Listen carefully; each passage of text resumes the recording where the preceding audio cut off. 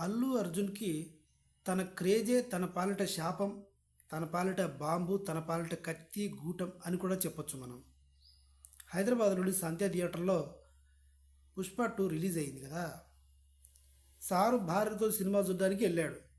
ఏటి అంత క్రౌడ్‌లో, అది కూడా సంధ్య థియేటర్‌లో, చుట్టుపక్కల షాపింగ్ మాల్స్ ఉన్నాయి, వేరే సినిమా థియేటర్స్ ఉన్నాయి, కాలేజీలు ఉన్నాయి, మంచి బిజినెస్లు ఉండే ప్రాంతం, ఫుల్ ట్రాఫిక్ ఉంది, స్కూళ్ళు ఉన్నాయి.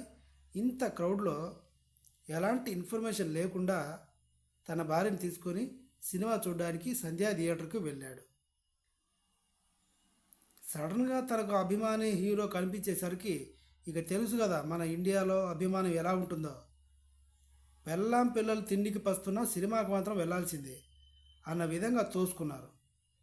ఈ తోపులాట్ల భాగంగా ఒక ఫ్యామిలీ భార్యాభర్త, ఒక కొడుకు తొక్కిసలాటకు గురయ్యారు. ఒక లేడీ, అది ఆ ముగ్గురులో లేడీ, ఆ అబ్బాయి ఆసుపత్రి పాలయ్యారు. విపరీతంగా తొక్కిపడేసారు ఎక్కడ పడితే అక్కడ ప్రైవేట్ పార్ట్స్లో.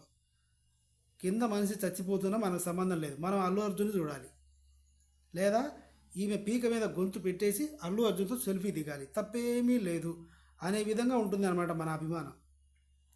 హాస్పిటల్కి తీసుకెళ్ళగానే ఆమె చనిపోయింది.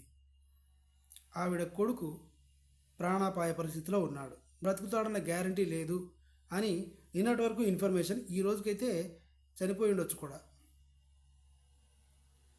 ఈవిడ భర్త మాత్రం అల్లు అర్జున్ వల్లే నా భార్య చనిపోయింది, నా కొడుకు బ్రతుకుతాడో లేదో తెలియదు అని చెప్తున్నాడు.